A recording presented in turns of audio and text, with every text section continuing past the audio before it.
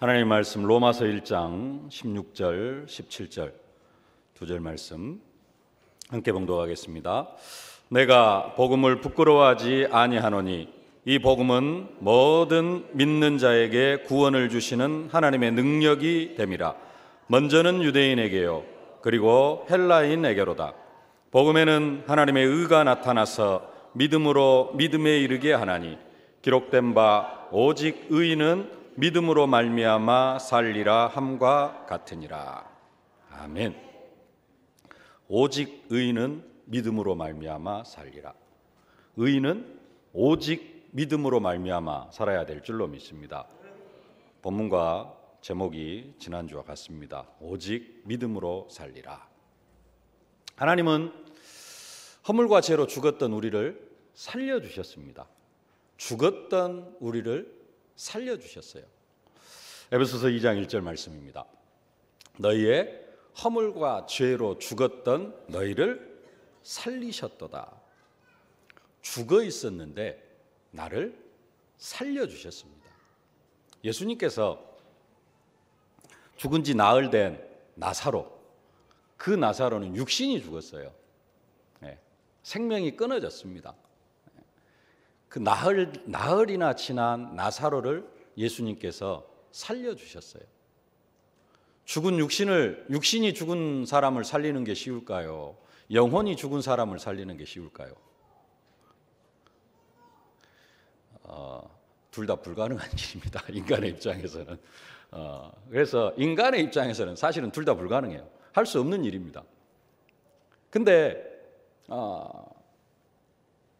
나사로는 육신이 죽었는데 살려주셨어요.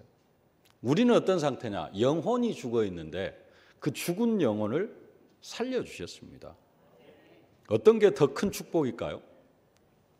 육신이 죽었다 살아난 게 더 큰 기적일까요? 영혼이 죽었다 살아난 게 더 큰 기적일까요? 영혼이 죽었다 살아난 게 더 큰 기적입니다.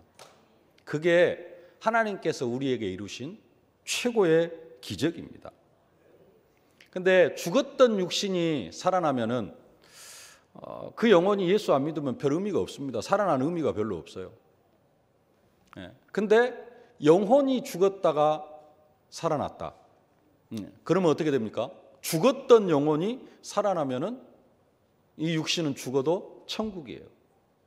근데 육신이 죽었다가 살아나는데 영혼이 살아나지 않으면은 그 영혼은 결국 지옥 갈 영혼입니다. 어떤 게 더 그 축복이에요? 죽었던 영혼이 살아나는 그 치유를 받는 게 더 큰 축복인 줄로 믿습니다. 치유 중에 최고의 치유의 축복은 뭐냐? 허물과 죄로 죽었던 우리 영혼이 살아난 것. 그게 하나님의 최고의 치유인 줄로 믿습니다. 그리고 예수님께서 십자가에서 말씀하셨습니다. 요한복음 19장 30절에 함께 봉독합시다. 예수께서 신 포도주를 받으신 후 가라사대 다 이루었다 하시고 머리를 숙이시고 영혼이 돌아가시니라. 영혼이 천국으로 돌아가셨습니다. 다 이루었다, 다 끝내셨다라고 선언하셨습니다. 뭘 끝내셨느냐? 우리의 치료를 다 끝내셨습니다. 우리의 모든 것을 다 치료해 주셨습니다. 예수 그리스도께서 십자가에 못 박혀 죽으심으로 말미암아 우리의 연약한 부분들, 병든 부분들을 다 치료해 주셨어요. 그게 다 이루었다, 다 끝냈다라는 선언입니다. 그래서 성경은 이렇게 말씀합니다. 고린도후서 5장 17절에 그런즉 누구든지 그리스도 안에 있으면 새로운 피조물이라. 이전 것은 지나갔으니 보라 새 것이 되었도다. 완전히 우리를 새롭게 재창조하셔 버렸어요. 새로운 피조물로 만들어 버렸습니다. 재창조예요. 조금씩 고쳐준 게 아니라 완전히 우리를 새로운 피조물로 만들어 버렸어요. 우리는 그리스도 안에서 예수 그리스도의 십자가와 부활로 말미암아 어떤 존재가 되어졌느냐? 새로운 피조물이 되어졌습니다. 믿어지십니까? 확실히 믿습니까? 재창조되어졌어요. 그러면은 이 재창조되어진 나에게 부족함이 있을까요, 없을까요? 있어야 돼요, 없어야 돼요? 하나님이 나를 새롭게 만들었어요. 거기에는 부족함이 없어야 됩니다. 내가 새롭게 재창조되어졌는데 거기에 부족함이 있다면 하나님의 재창조가 잘못되어진 거예요. 그러죠?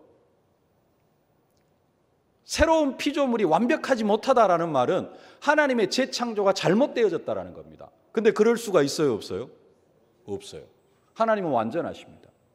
우리를 새로운 피조물로 완벽하게 재창조하셨어요. 새로운 피조물에는 부족함이 조금도 없습니다. 연약함이 조금도 없습니다. 모자라게 창조하지를 않으셨어요. 부족하게 창조하지를 않으셨다는 사실입니다. 만약에 새로운 피조물에 부족함이 있고 연약함이 있고 모자람이 있다, 그건 하나님을 원망해야 됩니다. 왜 하나님 나를 새로운 피조물로 만들어 주셨다고 하면서 이렇게 부족하게 모자라게 재창조해 주셨습니까? 그 원망해야 됩니다. 근데 하나님의 새로운 피조물은 하나님이 부족하게 재창조하지를 않으셨어요. 모자라게 재창조하지를 않으셨습니다. 그래서 새로운 피조물의 상태를 히브리서 10장 10절에는 이렇게 설명을 합니다. 함께 봉독합시다. 이 뜻을 따라 예수 그리스도의 몸을 단번에 들이심으로 말미암아 우리가 거룩함을 얻었노라. 새로운 피조물의 상태는 어떤 상태냐? 거룩함을 입은 상태다. 거룩함을 얻은 상태다. 하나님은 우리를 어떤 상태로 치유하셨어요? 거룩한 상태로 치유해 주셨습니다. 그리고 다시 말씀합니다. 히브리서 10장 14절에 그가 거룩하게 된 자들을 한 번의 제사로 영원히 온전하게 하셨느니라. 우리를 거룩하게 만들어 놓고, 거룩은 옛날에 설명을 드렸으니까 그냥 넘어가겠습니다. 거룩하게 만들어 놓고 그 거룩하게 된 자들을 다시 온전하게 하셨다라고 말씀합니다. 온전하게 하셨다라는 말은 완전하게 하셨다라는 말과 같은 의미입니다. 우리를 완전한 자로 만들어 주셨어요. 조금도 부족함이 없는 자로 만들어 주셨다라는 겁니다. 근데 그냥 단순하게 한 번이 아니라 영원히, 언제까지? 죽을 때까지, 아니 저 천국에 갈 때까지 우리를 영원히 완전한 자로 재창조하셨다라고 그렇게 선언하고 계십니다. 과거에는 우리가 어떤 상태였느냐? 허물과 죄로 죽었던 상태였고요. 불신자 6가지 상태 속에서 저주와 재앙 가운데서 영적 문제, 정신 문제, 육신 문제, 내세 문제, 후대 문제 속에서 또 그렇게 되어질 수밖에 없도록 귀신 섬기면서 살아가던 그런 존재였는데, 예수님이 십자가에 못 박혀 죽으심으로 말미암아 우리의 모든 치료를 다 끝내시고, 그런 정도로 끝나는 게 아니라 새로운 피조물로 재창조하시고, 그 새로운 피조물에는 부족함이 없고 연약함도 없고, 그래서 거룩하게 하셨고 영원히 완전하게 하셨다라는 겁니다. 그게 구원받은 사람의 실존입니다. 근데 문제는 뭐냐? 현실이 그렇지 않다라는 겁니다. 하나님은 우리를 그렇게 완전하게 재창조를 해주셨는데, 성경이 말씀하는 겁니다. 제가 이야기하는 거, 성경이 구원받은 사람은 이런 상태다, 새로운 피조물이고 거룩하고 단번의 제사로 영원히 온전하게 하셨다, 완전하게 하셨다. 근데 우리의 현실은 그렇지가 않다라는 겁니다. 우리의 현실은 어째요? 새로운 피조물이나 구원받기 전이나 비둥비둥해요. 거의 변화가 없어요. 똑같은 것처럼 그렇게 살아갑니다. 왜 그럴까요? 하나님은 우리를 완벽하게 새롭게 재창조해 주셨는데 나는 왜 이런 상태 속에 살아가고 있을까요? 왜 나는 그렇게 완전히 새로운 피조물의 그 축복을 전혀 누리지 못하고 살아가고 있는 걸까요? 고민을 좀 해봐야 됩니다. 이유는 딱 한 가지입니다. 왜 그러느냐? 믿음이 없기 때문에 그래요.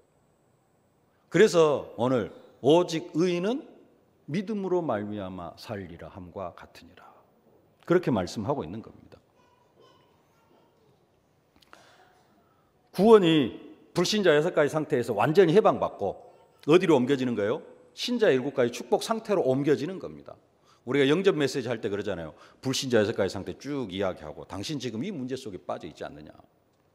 그런데 예수 믿으면 신자 7가지 축복을 받아 누린다. 여기 살래? 여기 살래.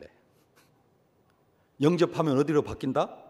이거 다 끝나고 이쪽으로 옮겨진다. 이 축복을 누리게 되어진다. 라고 복음을 선포하잖아요. 그러면 예수 영접하면은 이쪽으로 완전히 옮겨져야 되잖아요. 이거 다 끝나야 되잖아요. 이게 끝났어요, 안 끝났어요? 끝나야 되는 게 사실입니다. 다 끝나야 돼요. 근데 현실이 그렇지가 않아요. 사실은 끝나야 되는데 우리의 현실이 끝나지가 않는다니까요. 그리고 불신자 때와 별로 다를 게 없는 것처럼 그렇게 느껴져요. 이유는 믿음이 없어서. 오직 믿음으로 살아야 되는데 믿음이 없어서 그렇다라는 겁니다. 현실적으로 믿어지는 믿음, 그런 믿음이 아닙니다. 믿어지는 것만 믿는 그런 믿음이 아니라 아브라함은 어떤 중에 믿었다고요? 바랄 수 없는 중에 바라는 믿음. 그것이 사실적으로 믿어졌습니다. 로마서 4장 18절 말씀 함께 봉독합시다. 아브라함이 바랄 수 없는 중에 바라고 믿었으니 이는 내 후손이 이 같으리라 하신 말씀대로 많은 민족의 조상이 되게 하려 하심이라. 아멘. 우리가 새로운 피조물이라는 사실이 믿어지느냐?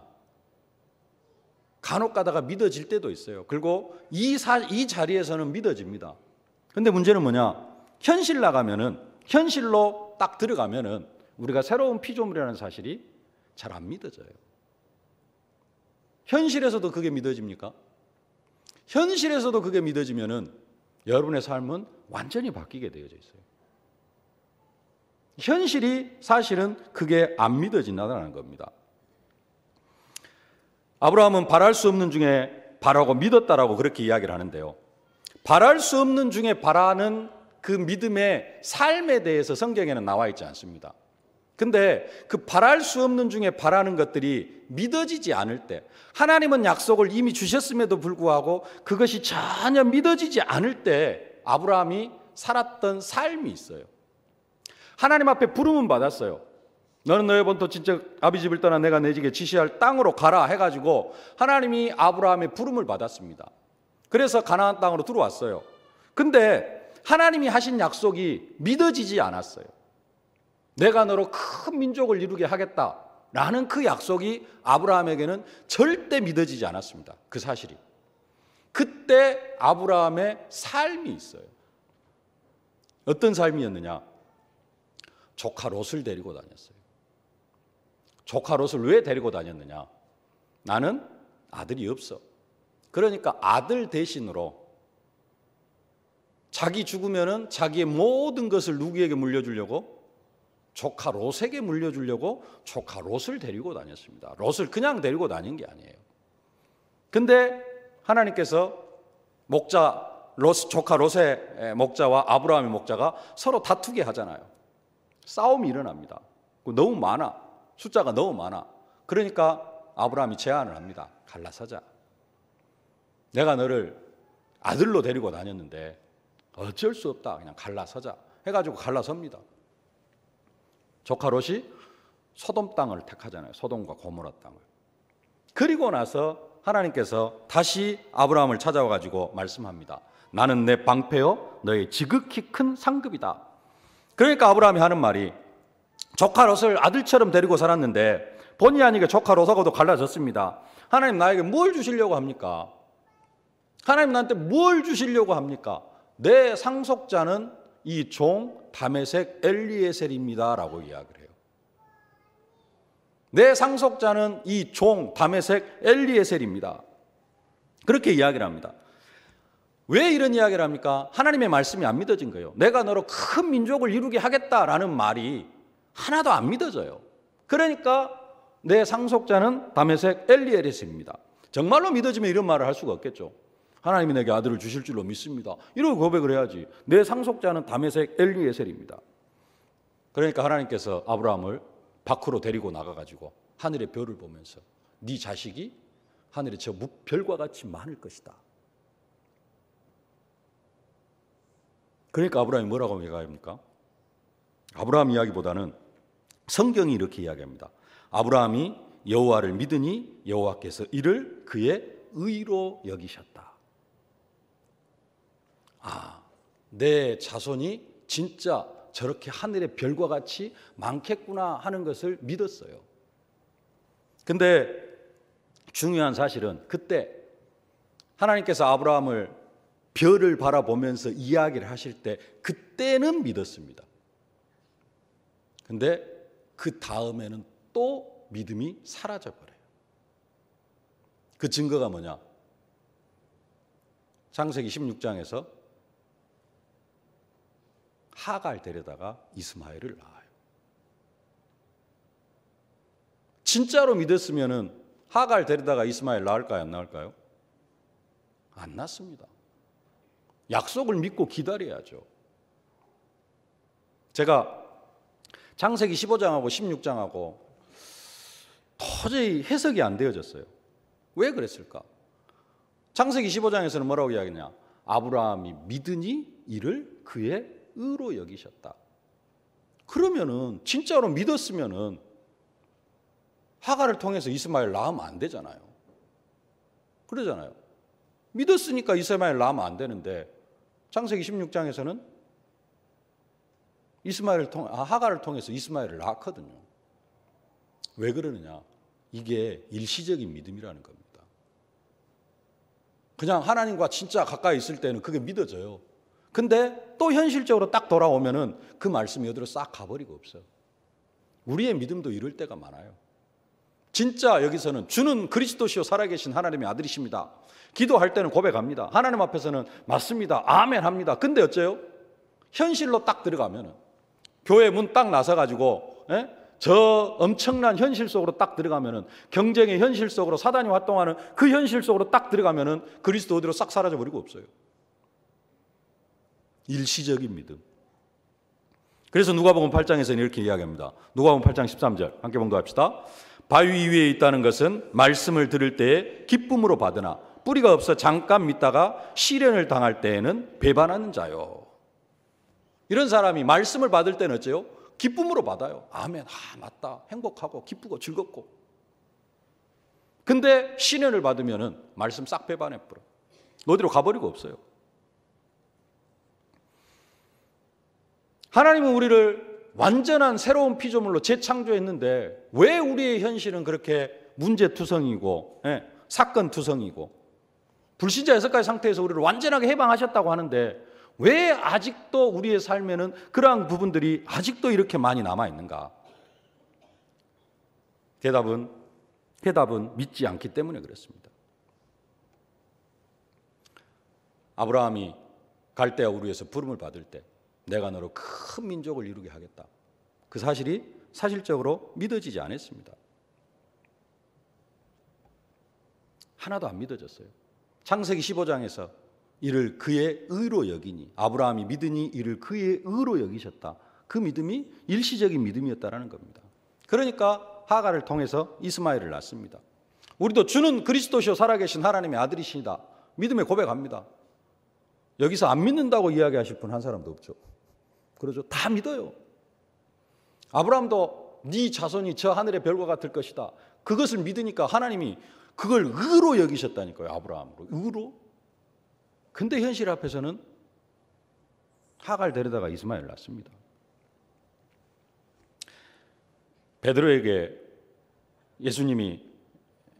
베드로가 예수님께 주여 어디로 가시나이까 묻습니다.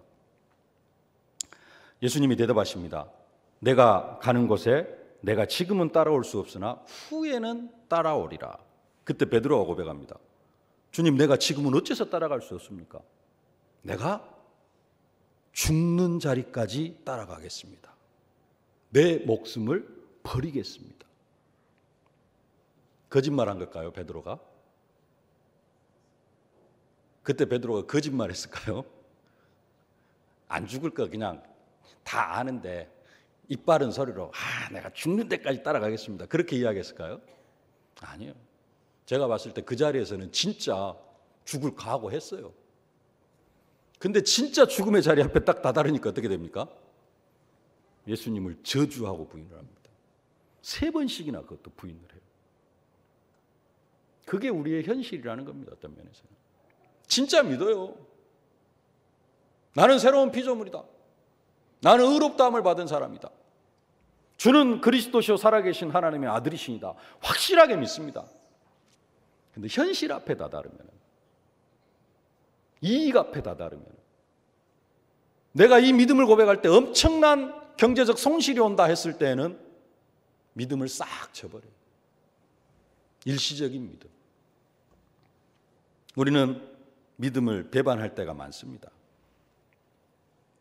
그렇기 때문에 우리가 많은 축복들을 다 놓치는 겁니다.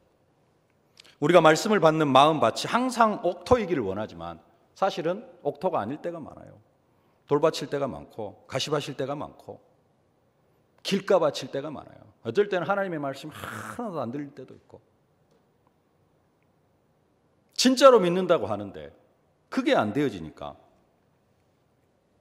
그래서 우리의 믿음이 얼마만큼만 있어도, 겨자씨만큼만 있어도 이 산더러 들려 바다에 던지라 그대로 될 것이라.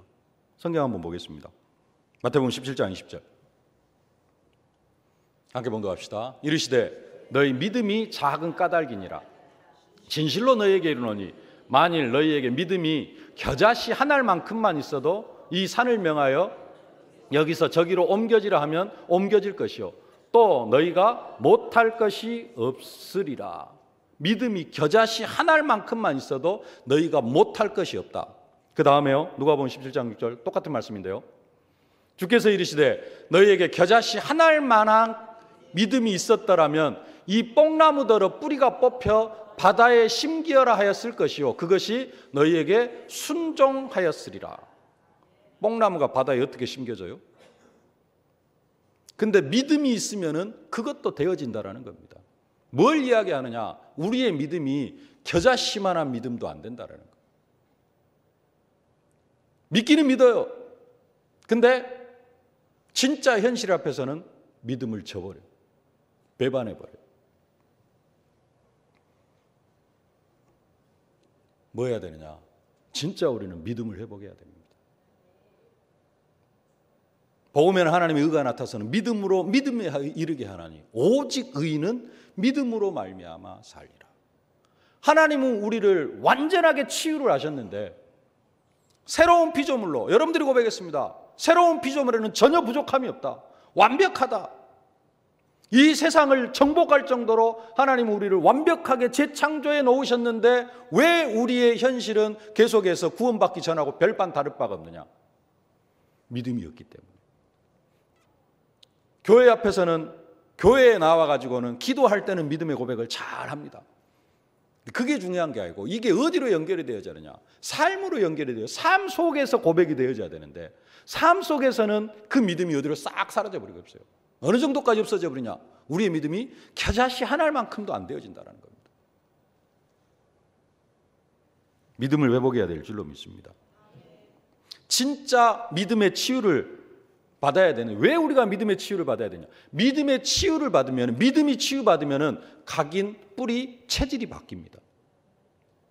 반대로 믿음이 치유가 되어지지 않으면 아무리 발버둥을 쳐도 각인, 뿌리, 체질이 바뀔 수가 없어요.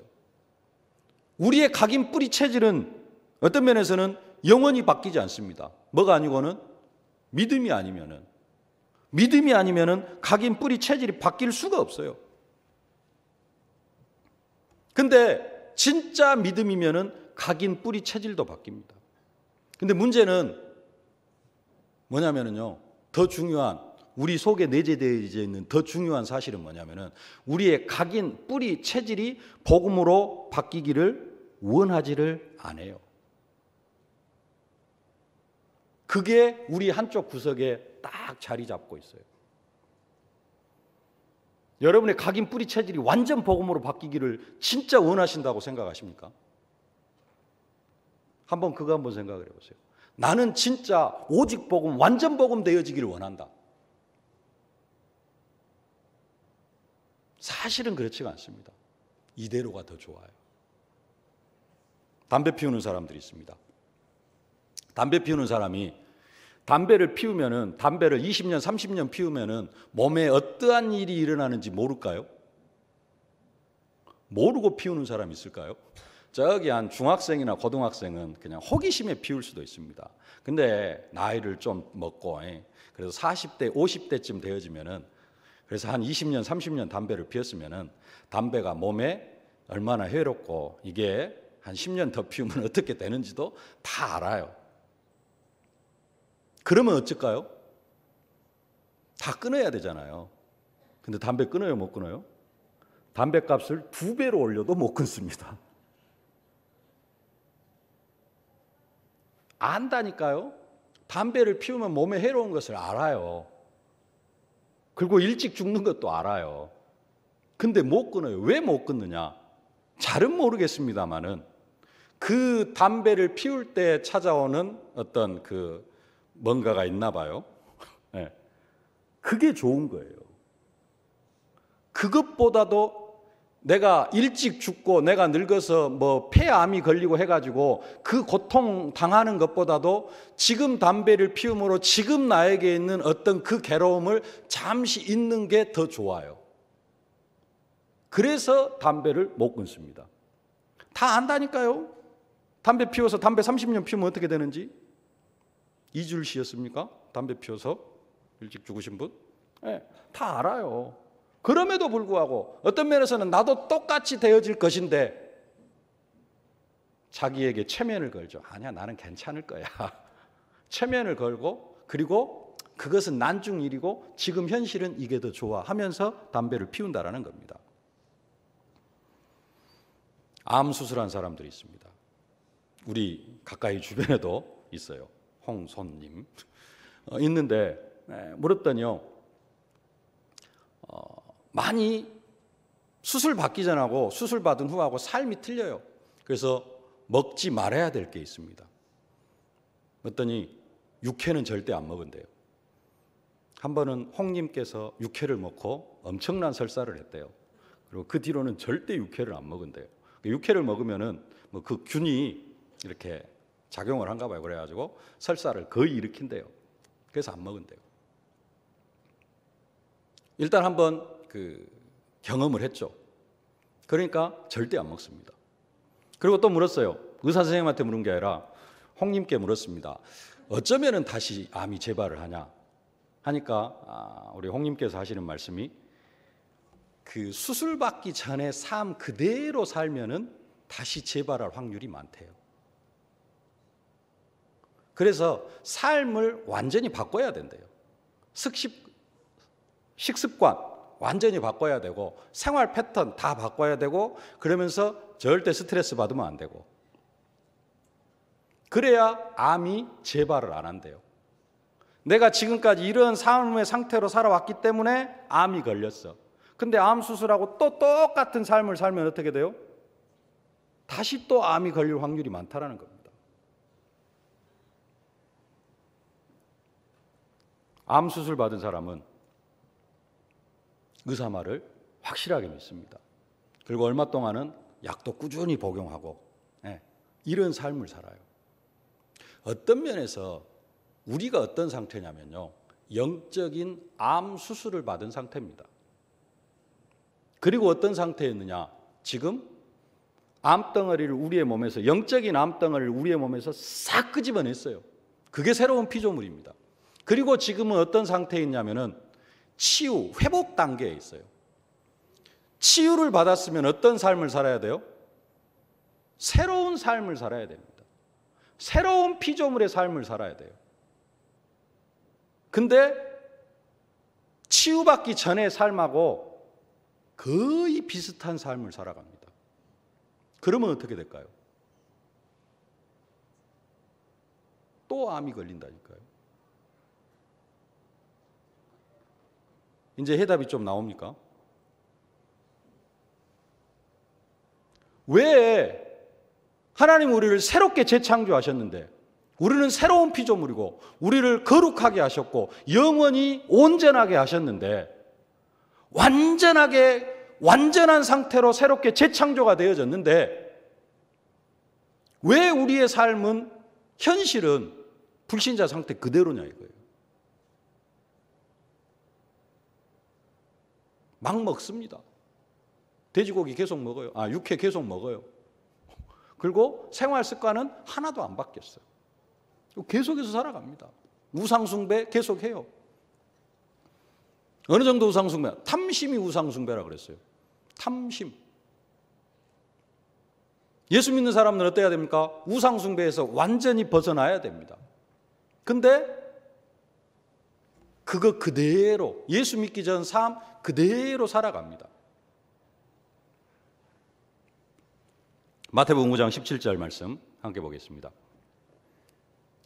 새 포도주를 낡은 가죽 부대에 넣지 아니하나니 그렇게 하면 부대가 터져 포도주도 쏟아지고 부대도 버리게 됨이니라. 새 포도주는 새 부대에 넣어야 둘 다 보전이 되느니라. 아멘. 우리의 영혼이 뭐냐면요, 새 포도주입니다. 새 포도주는 어디에 담아야 돼요? 새 부대에 담아야 돼요. 암 수술 받은 사람은 거기에 맞는 새로운 삶을 살아야 됩니다. 암 수술 받은 사람이 내가 원래 육회를 좋아해서 하면서 맨날 육회 먹으면은 맨날 고생해요. 하루도 편할 날이 없어요. 영이 새로워졌으면은 거기에 그 새 포도주는 어디에 담아야 된다? 새 부대에 담아야 돼요. 거기에 맞는 삶을 살아야 되는 겁니다. 그래서 한편으로 여러분들이 지금 어디에 나와 있어요? 교회에 나와 있는 겁니다. 이게 어떤 삶이에요? 새로운 삶이에요. 나는 예수 믿어 하면서 교회에는 한 번도 안 나오고 기도는 한 번도 안 하고 어떤 사람이에요? 험 포도주에 담겨져 있는, 험 가죽 부대에 담겨 있는 그런 사람이에요. 그럼 어떻게 돼요? 이것도 버리고 저것도 버리고 다 버리게 되어진다는 겁니다. 예수를 믿으면서 뭐가 안 바뀌느냐? 각인 뿌리 체질이 안 바뀌어요. 하나님께서 아브라함에게 내가 너로 큰 민족을 이루게 하겠다 약속하셨는데요. 그때 나이가 75세였습니다. 그때 아까 말씀드린 것처럼 조카 롯을 데리고 함께 데리고 나왔어요. 그리고 아브라함이 100세가 되기 전에 조카 롯이 어디로 들어갑니까?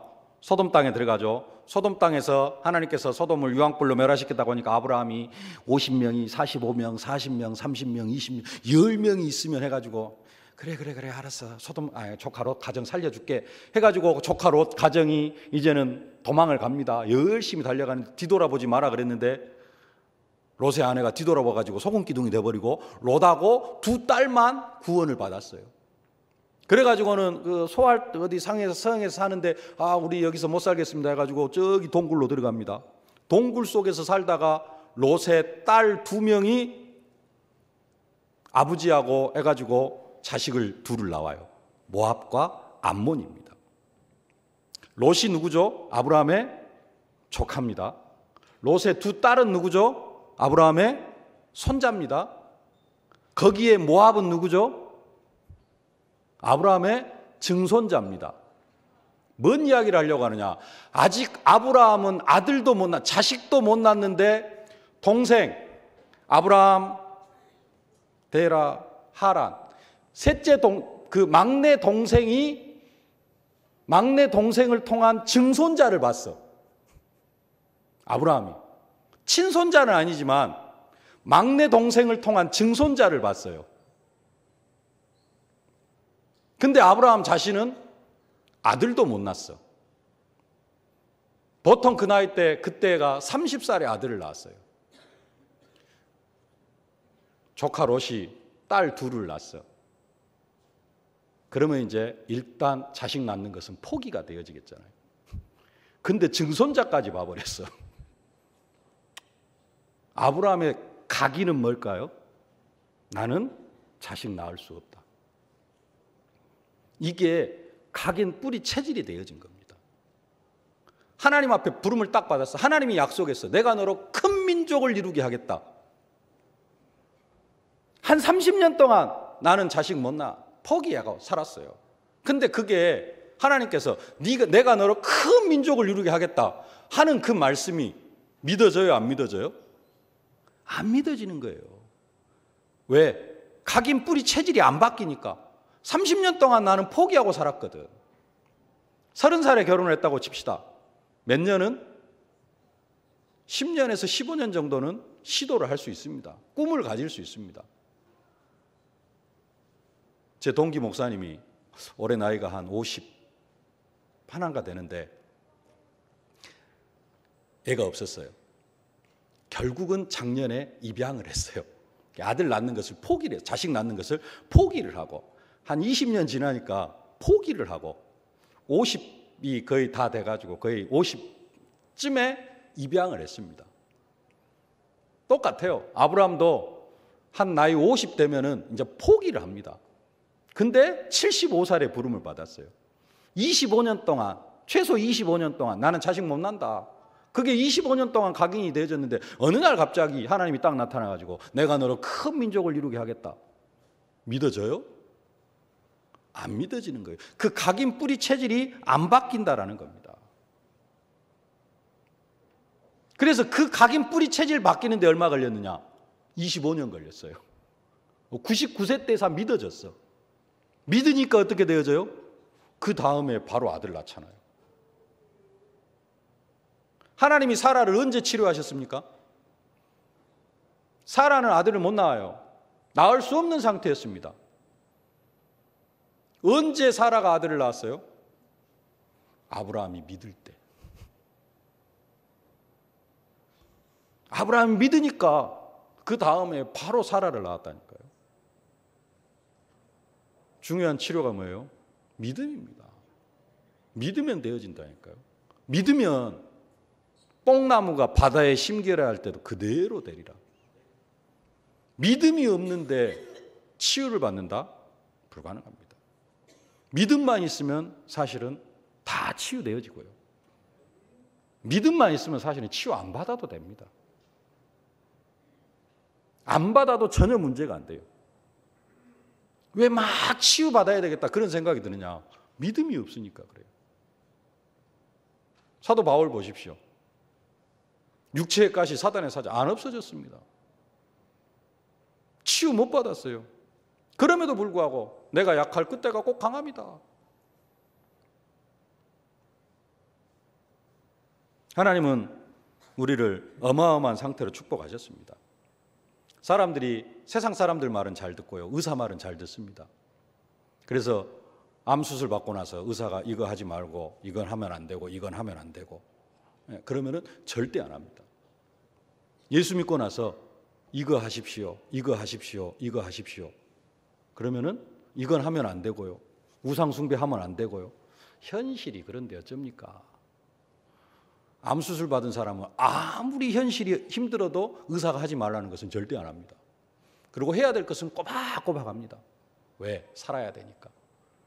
근데 왜 영적인 것은 안 그러느냐? 영적인 것은 아까 홍님께서 육회를 먹으면 바로 설사를 하는 것처럼 이런 바로 즉각적인 반응이 잘 안 나타나요. 하나님은 오래 참으시는 하나님이어가지고 많이 참아주시고 하니까 뭐가 예수 믿고 우상 숭배하면은 바로 뭔가가 나타나야 되는데 그게 바로 나타나는 게 아니거든요. 자, 나타나는 것은 옛날부터 해왔던 것들이 나타나는 것이죠. 그러니까 그냥 괜찮네 하면서 쭉 해나가는 거예요. 또 한편으로는 그거 괜찮아. 담배 피우는 사람이 나중에 폐암으로 죽어도 지금 이것이 사실은 더 좋아하면서 그 상태를 계속해서 유지해 나가는 겁니다. 그러니까 불신자와 조금 더 다를 바가 없다라는 거예요. 하나님이 요나에게 명령을 했습니다. 니느웨로 가서 복음을 전해라. 안 가요. 자기 생각이 있어요. 저 니느웨 사람 복음 받으면 안 돼. 왜? 하나님 다 믿습니다. 뭔 일이 일어날지 내가 가서 니느웨 가서 회개하라고 선포하면은 하나님께서 쟤들 용서하실 것인지 다 알아요. 하나님의 능력도 알고 어떻게 되어질 것도 다 압니다. 근데 뭐가 더 중요하냐? 내 사상이 더 중요해. 내 사상은 어떤 사상이요? 니느웨 저것들은 하나님이 용서해 주면 안 돼. 저건 멸망받아야 돼. 이게 더 크니까 어떻게 해요? 하나님의 명령을 어겨요. 하나님의 말씀에 불순종합니다. 그 결과 어떻게 돼요? 풍랑 만나요. 그 결과 어떻게 됩니까? 물고기 뱃속에 들어가요. 왜 우리에게 풍랑이 옵니까? 왜 우리가 물고기 뱃속에 들어가는 것 같은 그러한 고통을 당해야 돼요? 안 믿기 때문에, 하나님의 말씀에 순종 안 하기 때문에 그래요. 순종해야지 구원을 받는다가 아니고 하나님의 새로운 피조물이기 때문에, 새로운 피조물은 어디에? 새 부대에 담겨져서 새로운 삶을 살아야 돼요. 근데 불신자 때 삶을 그대로 살아가니까 이것도 안 되고 저것도 안 되고 불신자보다 더 엉망인 삶이 되어진다는 겁니다. 믿음이 없기 때문에 진짜 믿음을 회복해야 됩니다. 그리고 진짜 믿으면은 삶이 바뀌어요. 안 믿어지니까, 아브라함이 안 믿어지니까 옛날 삶 그대로 살아갑니다. 믿으니까 바로 아들 낳잖아요. 바랄 수 없는 중에 바라는 믿음. 믿으면 영광을 보리라. 믿으면 별과 같이 빛나는 영광을 우리가 사실적으로 보게 되어질 줄로 믿습니다. 일시적인 믿음, 교회 안에서만 믿는 믿음, 그런 믿음 말고요. 진짜 믿음 회복하실 수 있길 바랍니다. 뽕나무가 바다에 심겨지고 산이 옮겨지는 그런 기적을 체험하게 될 줄로 믿습니다. 우리는 그런 능력을 체험할 수 있는 새로운 피조물로 이미 재창조되어졌어요. 믿음만 회복하면. 근데 그 믿음이 없으니까 계속해서 고난당하고 불신자와 똑같은 삶을 살아간다는 겁니다. 하나님께서 베풀어 놓으신 능력과 기적을 사실적으로 체험하실 수 있기를 주님의 이름으로 축복합니다. 살아계신 아버지 하나님, 은혜와 사랑을 진심으로 감사를 드립니다. 우리를 새로운 피조물로 재창조하여 주심을 진심으로 감사를 드립니다. 거룩하게 온전하게 하여 주심을 진심으로 감사를 드립니다. 아버지는 그러나 우리가 믿음이 없어서, 믿음이 있음에도 불구하고 아직도 내 과거의 삶이 좋아서 새 포도주를 새 부대에 담는 게 아니라 새 포도주를 헌 가죽 부대에 담아서 포도주도 버리고 가죽 부대도 버리는 것 같은 그러한 삶을 살아가고 있사온데, 아버지 하나님, 이제는 믿음을 회복하게 하여 주옵소서. 새 포도주를 새 부대에 담는 저희들이 되어줄 수 있도록 은혜와 축복으로 함께하여 주옵소서. 그래서 하나님의 완전한 치유를 사실적으로 체험하는 저희들 되게 하여 주옵소서. 예수님의 이름으로 기도하옵나이다. 아멘. 만왕의 왕이 되신 우리 구주 예수 그리스도의 은혜와 우리의 인생을 별과 같이 빛나는 인생으로 축복하시길 기뻐하시는 우리 아버지 하나님의 무한하신 사랑하심과 우리가 증인의 사명을 감당해 나아가도록 능력으로, 권능으로, 증거로 함께 하시는 성령의 충만하신 역사가 새 포도주는 새 부대에 넣어야 함을 알고 우리가 그리스도 안에서 새로운 피조물인 줄 알고 오직 믿음으로 말미암아 살아가기를 소망하는 모든 언약 백성들 머리머리 위에, 저들의 가정과 자녀, 현장, 산업, 기도 제목 위에 이제로부터 영원토록 항상 함께 계실지어다. 아멘.